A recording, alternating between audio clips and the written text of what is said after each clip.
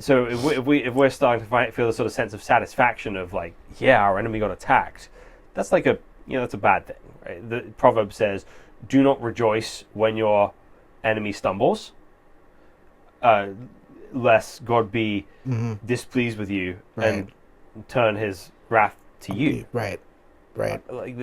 Islam will continue to be triumphant until there have been 12 Khulafa, all of them from Al-Quraysh. The God of heaven will set up a kingdom that shall never be destroyed, nor shall the kingdom be left to another people. It shall break in pieces all these kingdoms and bring them to an end, and it shall stand forever. This is my brother, my executor, and my successor among you, so listen to him and obey. My kingdom is not of this world. If my kingdom were of this world, my servants would have been fighting. Whoso obeys me obeys God.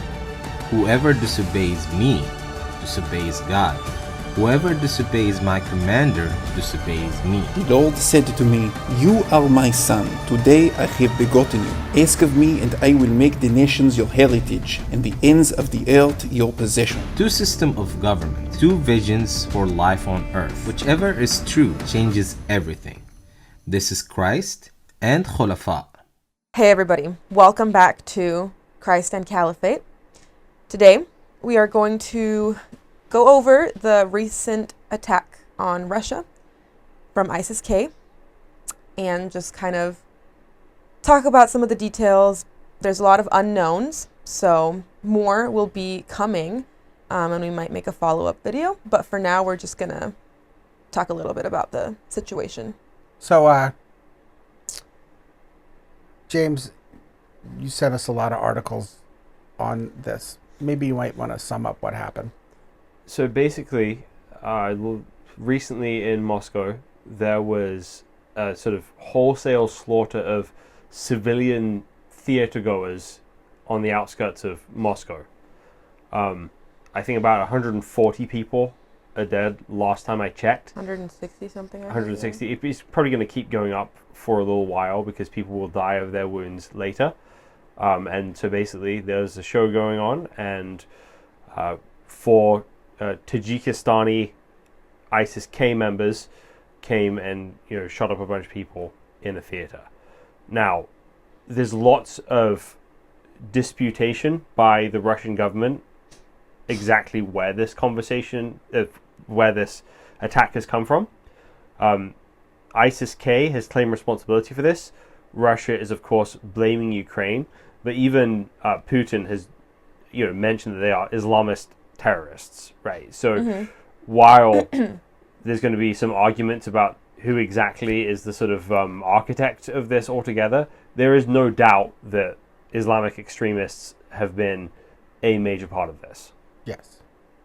I think it's easier for Putin to say he's got a Ukraine problem than an Islamic extremist problem, right? Like I think it's tactical for him to blame Ukraine, but I think as is perceived in the public, which Ukraine denied, or at least the president. Yeah.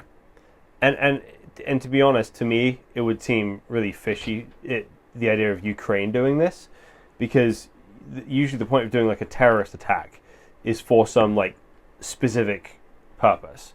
So if Ukraine is suddenly, we're going to attack random civilian centers right now, well, why? So Russia stops the invasion? Well, then you kind of say that. You say, look, if you keep sending your troops into our country, then your civilians will keep dying. So it doesn't make sense for them to attack a non-strategic target. And it's not good for them in any of the... I mean, I'd be surprised it could be, but I don't see how that would really benefit them in the long run. Well, according to, United States intelligence agencies, they were warned by us that an Islamic extremist attack was coming. And Russia was warned by the U.S.? Yes, like several weeks before that, Islamic groups were planning to strike inside of Russia. And, they either didn't take it seriously or they were unable to stop it, to figure out where it was going to happen. But the truth is, blaming Ukraine for something that's completely out of character with like the conflict in Ukraine doesn't make any sense, and no intelligence backs that up, right? So from the things that we've seen, it just seems like a political spin move. Mm-hmm. So let's even say we're giving Russia the benefit of the doubt for a minute here. You mean Ukraine? No, like Russia the benefit of the doubt. Saying like Russia's right. Yeah, Okay. so let's say Russia is right, and this is all just some kind of like Western plot against Russia. The underlying conflict here does still exist. This is not the first problems that Russia has had with ISIS-K. Right. Right. Yeah, I mean, I think it's not the first problem that Russia has had with, essentially dealing with Islamic states and Islamic, terrorist groups. I mean, they had a war in Chechnya, right? And that was bloody. And they were primarily Muslims seeking their own independence. And then on top of that, you have them invading Afghanistan. Before that, leaving 1 million Afghans dead easily. And then on top of that, now we have ISIS-K, right? And there's a political union between the Taliban and the Russians, right? It's a kind of recent development in the last couple of years where the Russians have filled the void left by the United States, right? So they're providing oil, gas, and To Afghanistan, and food and other things, in exchange for the Taliban, kind of clamping down on ISIS-K. The two groups don't like each other anyway, so it's Russia using a proxy group to suppress not like as proxy Islamic group to suppress another like more radical version of it. Dang. Does that make sense? I mean, I don't know. Just about. So let's get into this then. Like let's talk about who ISIS-K actually is. You've been like deep dive listening to their stuff all morning. Yeah. So how would you describe ISIS-K? The most miserable people on the planet, I think. Like, how do you look at the Taliban and say, you're not radical enough, right? Like, what place do you have to be in as a group or as an individual to look at what the Taliban are doing and say, no. Habibi, you have not gone far enough, You're right? compromising. Like, you must behead, right? You must attack, you must suicide bomb, you must do all of those things. ISIS-K, to me, is the Taliban in the 90s, right? The old guard. It just seems like those were the tactics of the Taliban in the 90s. They would they were very brutal and very bloody. More violent. Right. They were more violent and more radical's an easy word to use, but I'm saying they're more idealistic, right? They're more true to their ideals of what they think a caliphate should look like and where it should be and who should be doing it. So, their rhetoric that comes out of them is essentially, it just kind of mirrors what happened with the Taliban, in the 90s, where they were just going through and systematically killing people and, picking fights, right? With like world powers, that kind of stuff. So I think a really important factor of ISIS-K is in the name, even though it sounds like a radio station or a cereal. It sounds like a cereal. Yeah. Is it like ISIS K-pop? I Serial mean, that's killer. Yeah. It sounds friendlier than regular ISIS, but it's not. So the whole point of like Al Qaeda was to kind of destabilize the relationship between the West and the Middle East, so they could, as we talked about in our Bin Laden episode, right? So that the Middle East could be kind of like reforged into what Osama bin Laden wanted, which was a caliphate, like one government that is ruled by his version of Sharia, which kind of rules the whole Muslim world. And there was a very deliberate strategy of how to get there. ISIS turned against Al Qaeda for being too slow. And they decided, we're going to do this Islamic State in Iraq and Syria right now. Leroy Jenkins. Right, they just ran straight in, and most of them died, right? They weren't ready to make a state. They made some very impressive gains against a weak Iraqi army in the beginning, but eventually this coalition of countries destroyed them. So ISIS-K has to go and sort of reorganize. So ISIS-K stands for ISIS Khorasan, which was Khorasan? Khorasan. Which is the name of the old province from the time of the Islamic Caliphate, which was the province that sort of rounded up Iran, Turkmenistan, our old favorite, parts of Afghanistan, parts of Tajikistan, right?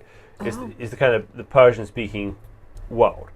So basically, what it's tapping into is disaffected people in this part of the world and saying, okay, a caliphate is the solution for this, but they don't have any like territory right now, so they're just resorting to everything everyone has already resorted to.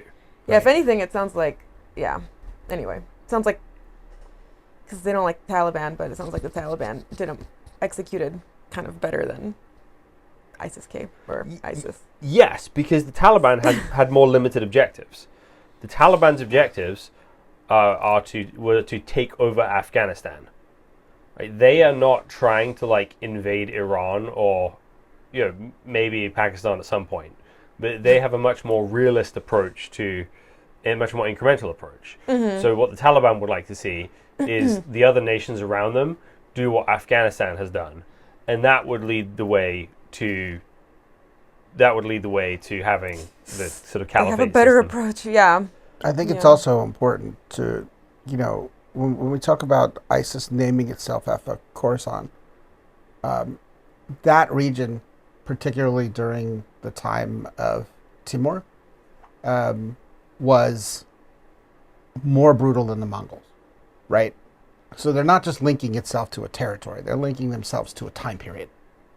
They're linking themselves to a time period where this was like the glory days of that time period, and there was a ton of conquest and, smiting of infidels and bringing people into subjection to that group through brutal means. So I think, they're not just making a statement about the land, right? They're making a statement how about they're going about it. Yeah. How they're going to do it. Yeah. And so because they have no territory, their goal is to kind of create as much destabilization and chaos as they possibly can, in the hopes that they will be able to fill whatever power vacuum is left once everything collapses. Right. Where do you think they'd go first for territory? Well, I mean, Afghanistan is actually the natural, is the least stable part of the region. So if they can destabilize Taliban rule and kind of win hearts and minds over from the Taliban. Gotcha. I see. So Afghanistan is easier. Like everywhere else would be harder. Iran has a strong central government right now, and the majority of the population is Shia, so it'd be very difficult to get support there. Tajikistan has a pretty strong government. Turkmenistan has a strong government, and again, not a very radical population. No, yeah. But Afghanistan has both a destabilized government and the kind of population that would buy into that could buy into those. That could buy into their ideology, into their version of Islam. Right. So why Russia? Like, really, that's the question, right? Because, they've already, there was a suicide bombing when we were leaving, when the United States was leaving Afghanistan. They did a suicide bombing at the airport, right? Like, that was like an attack against the United States. They attacked the Russian embassy. So, like, why Russia? So I think there's a couple of reasons for that. Firstly, just on a basic level, I think one of the myths that gets perpetuated, which is a half-truth, is that we tend to think of things as the world versus America, both because it flatters us and we're also the world superpower, which people like to blame for their problems.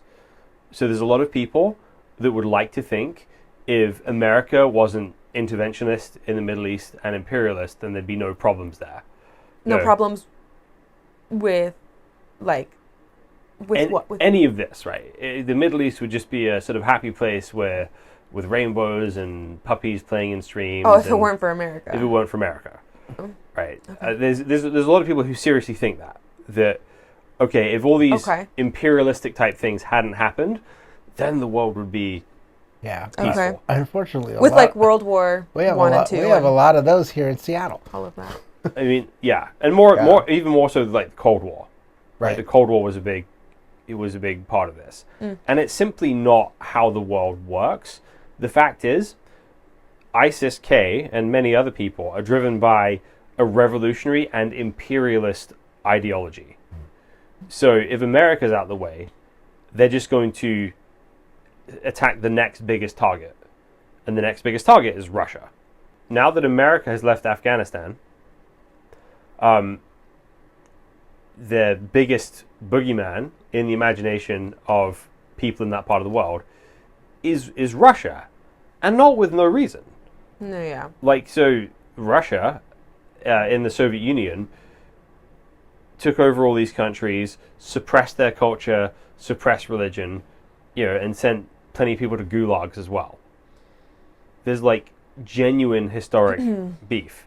Russia also wants to have influence in the Middle East and was a major player in bombing and defeating ISIS the first time because they are allied with the Syrian government. So America is fighting ISIS in Iraq mostly, sure, but in Syria. But then Russia is the main force fighting them in Syria. It's pretty natural for them to, they have some historic beef with Russia for sure. But the fact is, they want to build an empire, and Russia is in the way. And whoever is in the way of the empire they want to build is going to be their enemy. Right. Right. I mean, yeah, that's pretty clear. So if it wasn't Russia, it's the Taliban, right? Again, the Taliban are so close to them, yet they still hate them because they're in the way of their ambitions. Right. Then it would be Iran, then it would be India, then it would be Pakistan, then it would be, there's no end to enemies to fight. And then eventually, they'll just collapse and start fighting themselves. Yeah, I mean, you and I were talking about this earlier. My theory is that all Islamic jihadist groups will essentially just eat each other, like without a common enemy, right? Without a way to like attack somebody else, kind of galvanize against someone else. You'll just see them infighting against each other. I was on a tourist trip to Israel, and we went to Mount Hermon, and we got to go to like this place where we got to see down into the valley in Syria, and it was just all of these groups fighting each other, right? They were like, oh well, there's a group of Druze aligned with Assad, and then everyone else is just like it's ISIS, it's Al Qaeda. They're all just trying to take each other out, in the middle of that civil war. And I just kind of see it in those terms, right? Like it's just essentially a civil war between jihadi groups, right? That are all trying to like vie to have like, well, who's the last person standing, and then we'll be the baddest and the toughest, and everyone will come to us. Well, this I would say this applies to sort of ideological, sort of zealot, rebel groups in every time and place. So even when the Romans were besieging Jerusalem, for example, there was a civil war within the besieged city, right? Where like the zealots took over the temple and the sort of inner circle of the city, and like murdered the high priest, right? In the middle of the siege. Right. If there's any time to like band together and fight a common enemy, it's at that point. But the sort of trap in there's a power in that zealous ideology that God is with us, and we have to and therefore we can do anything, also gets into the place where, when you're in the heat of things, you've got to, remove the compromise from your own elements, and which again, in some ways, is a really good instinct, or it would be a good instinct if God was actually with them. Right. If there was actually a God that loved ISIS-K, that would make complete sense.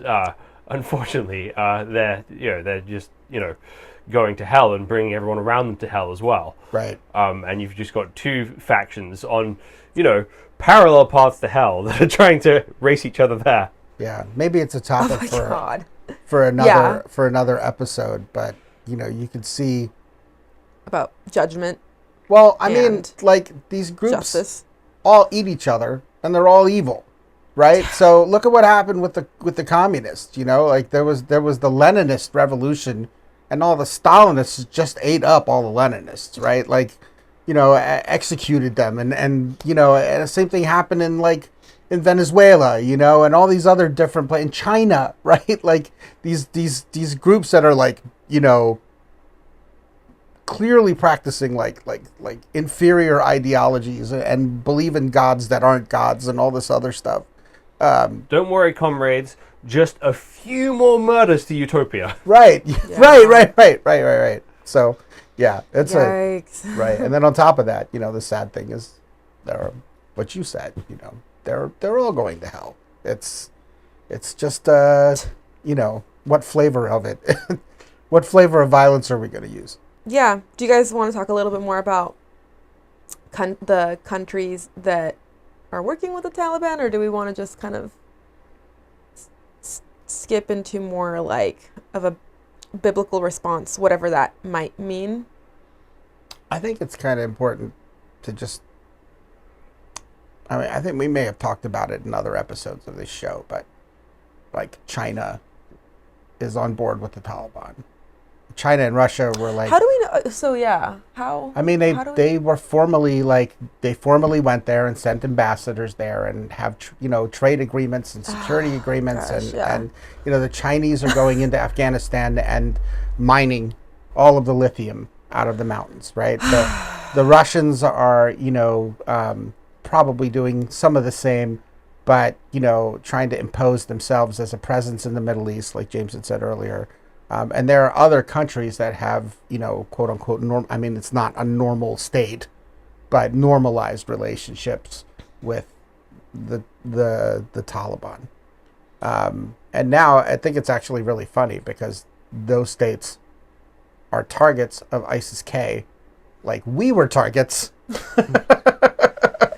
of states operating in Afghanistan, right? So, yeah. So I think the problem with these states right now, if you look at Russia or China, they're both essentially secular states. Now I know Russia is very heavily kind of like Russian Orthodox, but Putin himself says he doesn't really believe in a god that directly intervenes in the world. Just funny because there's videos of him praying at a Russian Orthodox cathedral. Yeah. Yeah. So For the Wow, could you imagine? Could you imagine those victims. prayers? Yeah. Oh God. Yeah. So please help me kill all of the Ukrainians. So Putin is not an atheist. He used to be. Oh God. Oh God, please help me kill all of the political dissidents. I was praying the other day and I realized that polonium is the best way to poison people. Sorry. So Putin's not directly an atheist. He believes there's a God, but he kind of believes in a sort of God helps those who help themselves kind of way. So it's you may get forgiveness, but you're not going to get any divine intervention kind of worldview. Mm-hmm. China is an explicitly secular atheist state, and I think people with those mindsets habitually underestimate people who are religious. Okay. Underestimate. Yeah. We were on what was that podcast we were on in Arizona? Cultish. Okay, cultish, and we were talking about this, right? States like the United States, large entities that have to deal with these radical jihadi groups, Religious groups. right? Always underestimate them. They don't understand them. They think that, like, in the United States, we thought that we could fix Afghanistan with, like, welfare, right? Right, right, right. Education and all these other things. And those states, China will deal with it differently. And look at what's happening to the Uyghurs, right? Right. They're like, no, they just don't know. We're just going to take them all to a place, and then we'll re-educate them, and the ones that die, and the rest of them will become part of the party, right? And Chinese. Russia thinks it can drop the hammer on everybody, or they have like this kind of. It's not an offense to Russian people. I'm just kind of like making an analogy between maybe some of the strategies of Putin and some of the strategies of the Nazis, right? Like there's this idea that Russia has this destiny, to be great, right?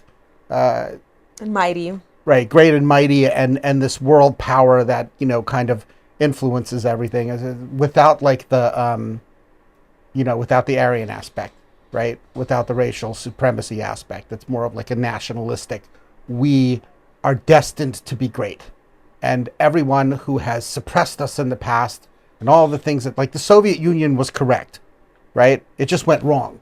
It went off in different ways. But the idea was to have this gigantic state that, controlled all of this land and had all of, was a world power.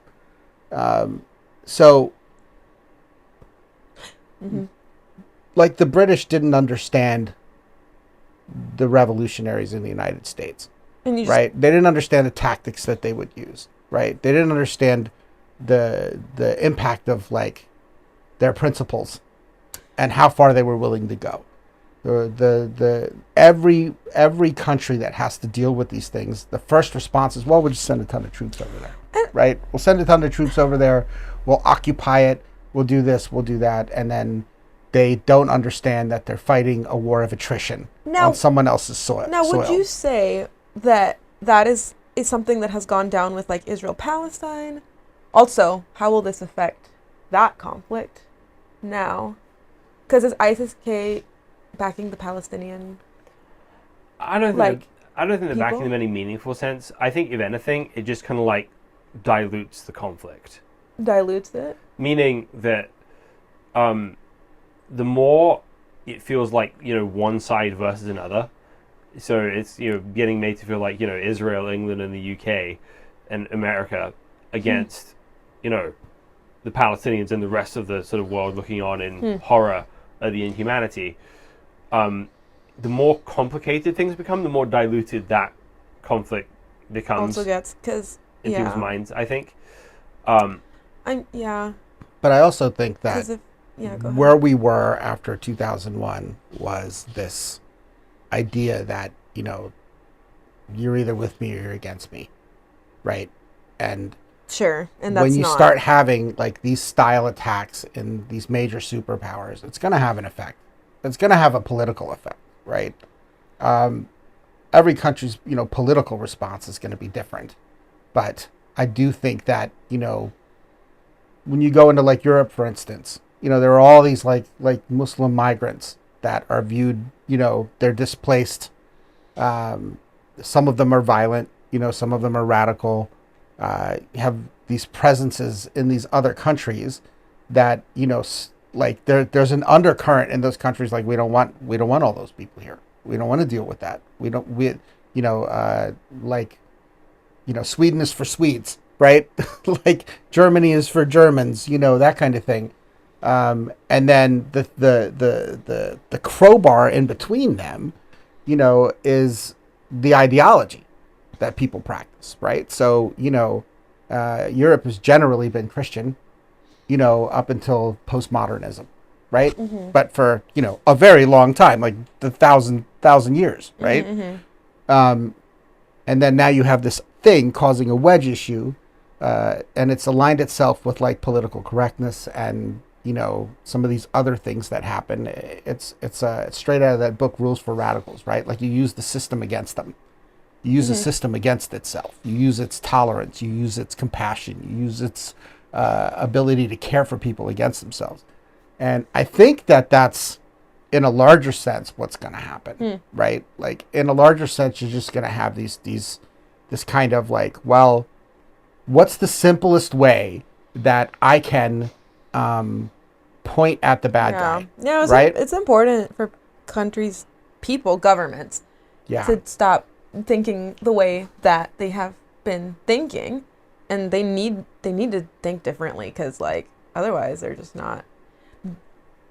There's gonna be, I mean, there has been and will continue to be all this casualty. I think it's just history is gonna repeat. I don't know. itself. Can they? Could they? Russia, America, Britain respond and strategize differently? Could they be more anticipatory? I mean, I don't picture them. Intelligence is sometimes hard to. I don't picture them working together as much as it would take to be able to create like a right response, because none of those states have like aligned interests. Yeah. So let's shift this into the kind of Christian response to this here, both on a kind of like, you know, theological and a practical level of how this could actually help. So I think, you know, first of all, America is in a proxy war with Russia right now, and I think it's very important for Christians at a moment like this to remember the verse where we're told to love our enemies and pray for those who persecute you. So if we should be very careful of any kind of attitude in our soul that says, somebody attacked Russia, good. Right. It's like, okay, well, they're the enemy, so this is, you know, that's what you get for interfering in our elections. Poke, poke, poke. The proxy war, just because, well, I guess there's a lot of elements, but sure. So it's easy to just be like, yeah, serves them right for being a nuisance in the world. For attacking Ukraine? No. For attacking Ukraine, for meddling. Attacking Ukraine, meddling in governments, you know. Biting at our heels all the time and assassinating people in our countries, you know. Right. It's like, it's easy to be like, okay, well, you know, Russia deserves what it's getting for this. And, you know, and then the thing is, the Islamic extreme, and then the Russians can say, well, look at all these things America is doing in the world, and all they're meddling, and they're trying to spread their influence, and, you know, this terrorist attack serves them right. And then the Islamic extremists are going to say, oh, I agree with both of you guys. You both deserve what's coming to you. So if we're starting to feel a sort of sense of satisfaction of like, yeah, our enemy got attacked, that's like that's a bad thing, right? The proverb says, do not rejoice when your enemy stumbles, lest God be displeased with you and turn his wrath to you. Right. So we should take that really, really seriously. So I think there's a certain extent that we have to see the Russians as human beings, and that this is a tragedy. And I think the more as a nation, the more we can kind of communicate our sort of sympathy and whatever help we can give, you know, Russia right now, even though we're in a kind of proxy war with them, it's the kind of thing that can start to mend relationships. Right? Often tragedy does have the power to bring people together. Yeah, what has been Biden's response? I didn't listen to that. Actually don't know. He hasn't said anything that I know of, but I do know that we are, you know, kind of issuing the same old, like, we stand with the Russian people. And then you know, the security briefings have been actually the way that they've been responding to it. With helping them with intelligence. I think we're trying to get across to the world that it wasn't Ukraine. Because we send billions of dollars to Ukraine to help them fight the Russians. So, you know, we're saying that it wasn't Ukraine. Right. And, you know, maybe trying to, like, not so much talk about ISIS or these other ones. It's a huge tragedy. It's a less explosive than 9/11, but, like, I don't know. Some ways it was worse. Like, Did you watch any of the videos? Yeah. So It's yeah, horrible. I mean, I was Like- in tears watching, but So bad. there. Yeah, I agree with James. I mean, there should be like a sense of camaraderie in that regard. So- Yeah, So- with so- at least in that I at that level. It's tough to say it was worse than 9/11. Let me That's what I'm walk saying. that Is back like a little no, bit, I didn't. you know? I didn't It just say. was- I was just it's like just the brutal. 9/11 was more explosive, but like what I'm saying is it's the same thing. Is what I'm saying. Yeah, it's a very different vibe, in some ways, and I think the other part of this is that so there's essentially a sort of clash of kind of competing empires right now. America in some ways is trying to be a soft empire. Russia is trying to be a literal empire, and ISIS is Also trying to be an empire, although they wouldn't call it that. They'd call it a Khilafah, but it's an empire, guys. There's no way around it, right? Yeah. You just call your emperor a different name, and you're supposedly doing it with the blessing of heaven. But every empire thinks that. And the Bible is inherently anti-imperial. Yeah. Right. It's that starting with the Tower of Babel, Right. that God does Good not want point. the center of power. You see that when God creates Israel in the Old Testament, He gives them fixed borders to stay within. We see throughout the Bible that God sees the world as nations. Nation states. Yep. And so in Acts 17, Paul says He fixed the boundaries of the nations for times and seasons according to His, providence. Right. So That God does that. God does that. God does that. So, like having nation states which have good relationships with their neighbors is the biblical Worldview. idea. So if we're striving towards like that idea, then We're not siding with any empire. right, we're not siding with any empire, and it gives us a little bit more space to let people kind of be themselves and understand that you have your own self-interest rather than competing visions of a global order. Yeah. Right. So, however, when you're in that, there are inevitably threats that there are inevitably threats that are going to come up to that, because there are always going to be people that want to build empires and who want to tear down the, imperfect but functional order in order to build their revolutionary utopia. And there has to be a sense of preparedness and intelligence work and, the strength to be able to fight these kind of things without becoming them. Yeah. I mean, Yeah. my response is, I'm going to try and put it as simple as possible. First of all, look at this on a micro level. Look at what happened in this specific event, Yeah. and try to see it how God sees it. Like, try to see it like it's a tragedy. Try to see it like it's a brutal loss of life. Try to see it like it's evil. It's evil. Right? Pray for the people who have suffered. Right? Like, pray for a resolution to this. Pray for all of them. For justice for the perpetrators. Like, I mean, Jesus is known as a comforter, right? Like, pray for the comfort of Jesus to come to people who have suffered, at this brutality. On a macro level, we're called to intercede and pray for people everywhere, right? Like, we're supposed to pray that God judges evil. Jesus is like 100%. I've heard it put that Jesus is 100% truth and 100% grace, all in one person, right? So with the truth, you can use the truth to kind of hammer, right? Like we can, Well, the truth of it is that they're just a bunch of murderers, right? That deserve to die. Or we can go the other way and go, God just like wants to forgive everybody, and there's like this lovey-dovey God out there that doesn't, judge Execute anybody, judgment, right? Like, or just wants to rush to this place of, it's greasy. Bonhoeffer called it greasy grace, right? This is this grace that you could just slap on anything. that didn't hold people accountable for sin, that didn't involve repentance, that didn't involve growth and change out of a place. So when we look at it through the lens of 100% truth and 100% grace, we need to understand what's going on in these areas.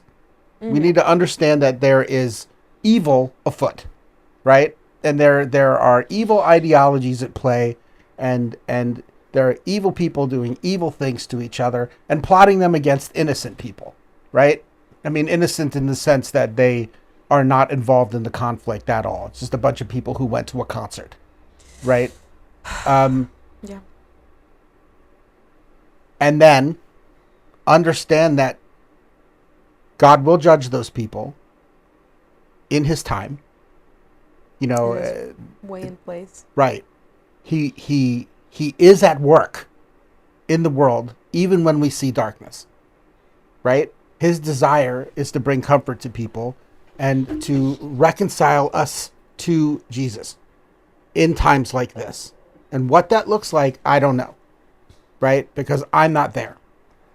And the third thing is we are called to pray, right? And I know that sounds weak, like sending thoughts and prayers. That's not what I'm talking about. I'm talking about having Prayer. like a responsive heart that cries out to God and says, Lord, you know, come back, right? Like set this straight, like deal with the evil, save who you will save, right? Like bring in those who you will save. Turn this evil and work it for good. So I want to land with this for the sake of time, but like while we all have like certain sort of vested interest in what America does or what Russia does or what these various countries do, we have to kind of like land with the idea that the kingdom of God is bigger than that, and human governments can only do so much good. Right. But Christians should be invested in the future of Russia. Christians should be invested in the future of Afghanistan, and Christians should be invested in the future of, you know, all of this region. So Even nicer. yeah, even people who are connected to like Even the terrorists, even right? the terrorists, right? So people should be kind of figuring out how to invest personally in those people, and try and bring truth, love, and healing into these places, even while governments do what they have to do. I think we always land on, like, say the same thing, is that, like, amidst these crazy things that happen in the world and tragedies is, like, yes, prayer is the biblical response, and basically building your own relationships.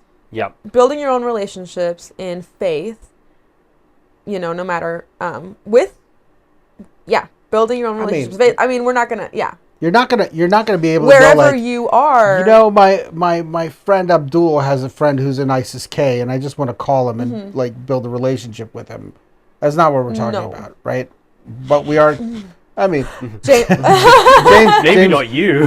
maybe not you. I don't know. I have a hard time with all of this because of my past, right? Right. And you know, Russians and Taliban coming in and slaughtering my relatives.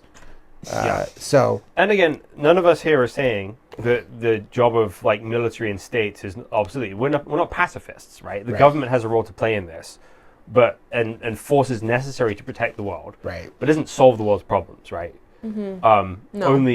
Only the presence of God does that, right? Yeah.